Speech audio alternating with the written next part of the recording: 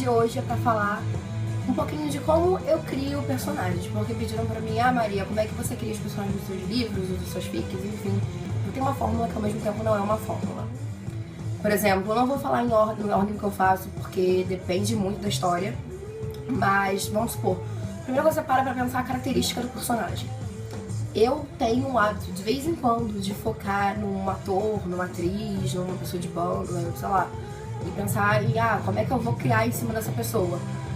E outra coisa também que eu paro pra pensar, e eu vejo muita história, que não tem muita característica física. Assim, a gente gosta de deixar em aberto quando é fanfic, eu acho isso ótimo, porque assim, você já sabe como é a pessoa que tá lá na tua história, então você não tem que ficar descrevendo. Mas quando é um original, eu acho legal você, tipo, aguçar a criatividade do seu leitor. Personagem de cabelo preto, de olhos azuis. Você pode falar um pouquinho de como é o nariz dela fininho, a nariz afinalado, uma boca mais, sabe, tipo, especificar um pouquinho mais de como é o seu personagem. Outra coisa, pensar no seu personagem como um todo na história, vamos supor.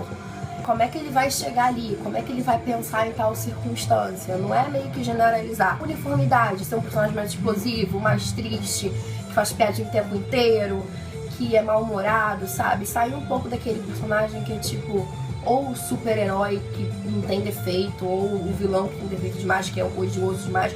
Você tem que fazer também seu vilão ser acalmado.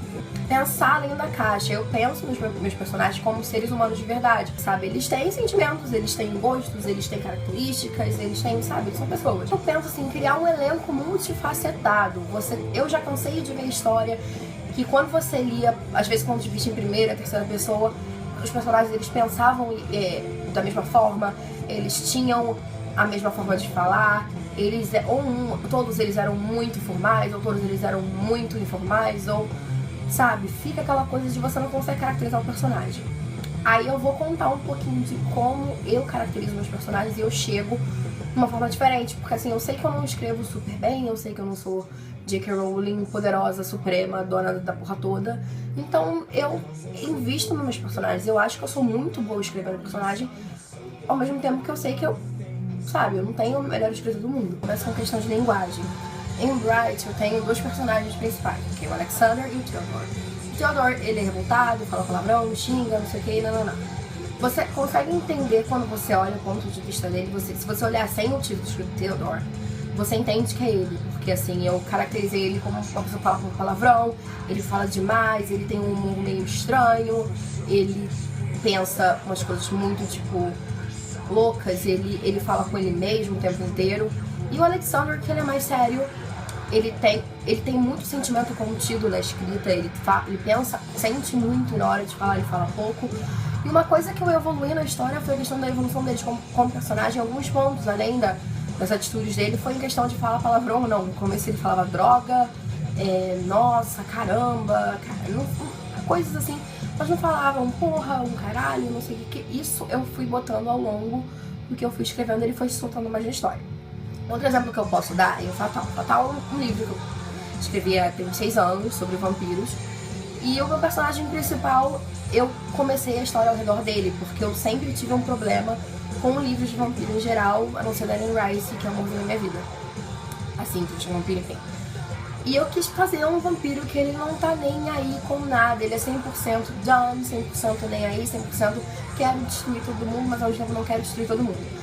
Então o Daniel, ele fala muito com ele mesmo durante a narrativa, ele fala muito com o público. A pessoa que tá lendo vai se sentir imersa na história, porque ele fala com você enquanto ele tá narrando a história. Ele tem uma mania de fazer perguntas e ele mesmo responder as perguntas, entendeu? Coisas que eu vou botando, isso é questão de escrita, gente, eu não tô falando só de característica mental e etc.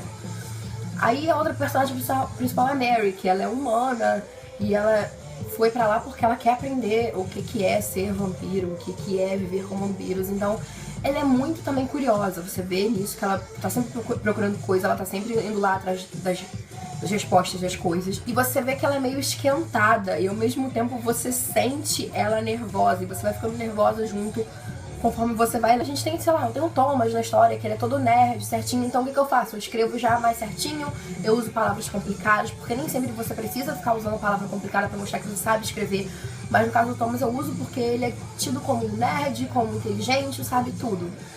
Em outras coisas, tá? Tem o James. O James, ele é geek, ele fala de série, ele é meio esquentado, ele é meio sarcástico. Então, é por isso que eu gosto de escrever em primeira pessoa, porque eu acho que eu tenho mais liberdade de brincar com isso. Não que eu não esteja desmerecendo a terceira pessoa. Tipo, a J.K. Rowling em Harry Potter, você sente o Harry na terceira pessoa dela. É uma terceira pessoa que tem personalidade, sim. Então você tá lendo a história de acordo com o Harry, mas ao mesmo tempo não é o Harry que tá narrando. Um exercício na hora de você criar uma história. Eu vou voltar de novo com o exemplo de Fatal. Fatal vai ter uma batalha entre humanos e vampiros em Londres. Aí o que o Daniel faria? Como o Daniel tá 100% nem aí, ele não iria pra lá. Ele ia ficar em casa pensando na vida, tomando sangue.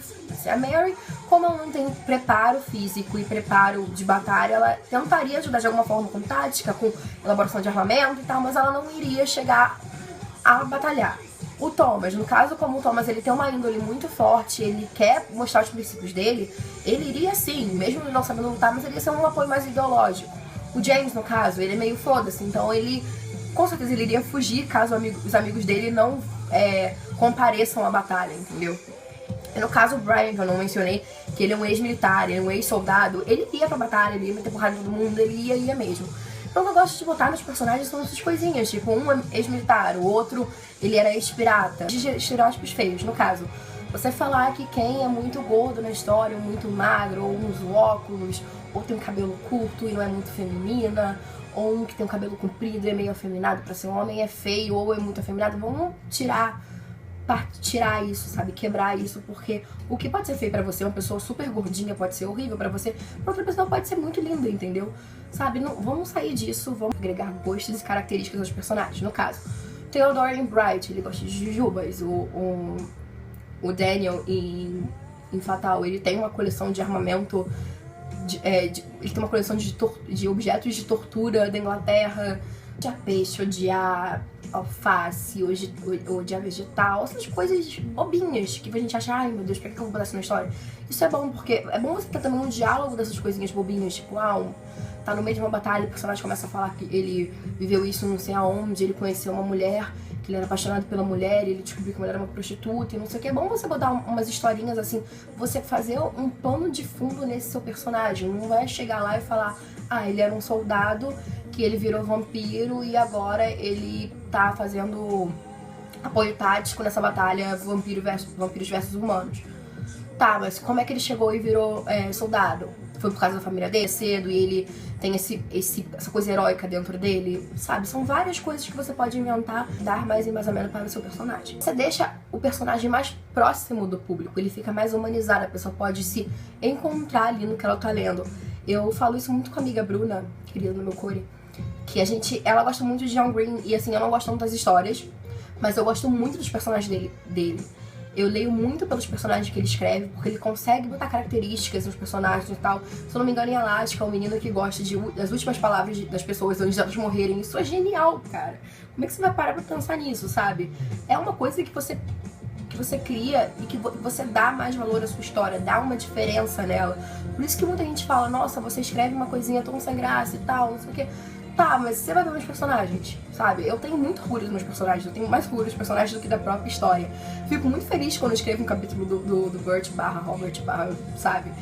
Eu fico muito feliz porque eu tenho uma forma de escrever dele que eu não consigo explicar. Ele é mais espontâneo, ele faz piadinha, ele faz comentário de livros, de série que ele gosta. Ele não tá nem aí, ele xinga mesmo o melhor amigo dele, mas ao mesmo tempo ele tá preocupado com o melhor amigo dele. Sabe, aquela coisa que você se identifica com o personagem. Uma última coisa que eu queria pontuar é o excesso de perfeição de personagens e faltas de defeitos. As pessoas têm uma mania feia, horrível, tenebrosa de não botar defeito na personagem principal, porque, nossa, ela é coitadinha, só o único defeito que ela tem é coitadinha e sofre.